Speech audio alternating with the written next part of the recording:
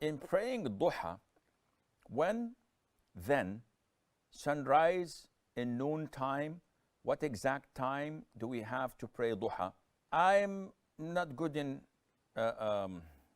shorthand, but I think the first part of the question is about the time of duha prayer and when is it that it is prohibited to be prayed.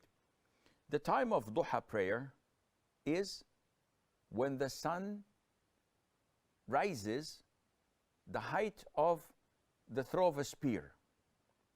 And this is timed by 10 to 15 minutes from the actual appearance of the ring of the sun. So once the ring of the sun appears, and after that by 10 or 15 minutes, this is the time you can begin to pray duha. Or also pray Salatul Ishraq if you had prayed Fajr with the congregation and remained in the masjid remembering Allah or reciting the Quran until the sun had risen. When does the time of duha prayer ends? The time of duha prayer ends when the time of prohibition begins. Okay, when does the time of prohibition begins? The time of prohibition in the middle of the day begins about 10 minutes before the adhan of dhuhr.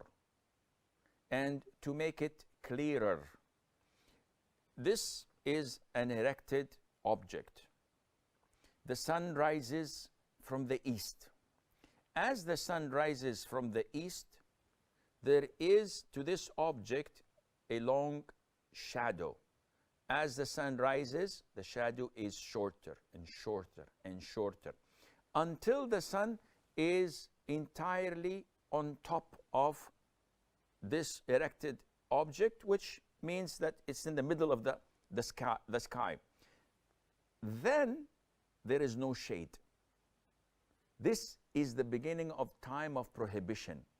Once the sun goes a little bit to the west and we get a short shadow of the erected object to the east, this is the time of adhan. In Arabic, we call it the time of zawal, meaning that the sun is not in the middle of the heavens or the sky anymore. It went to the direction of the west. This shade is called az-zawal. This is when the time of dhuhr begins. So from the time when there was no shadow at all until the time of dhuhr, this is a time of prohibition to pray.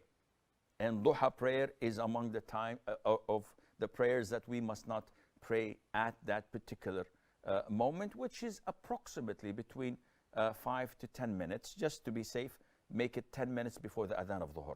So you do not pray then.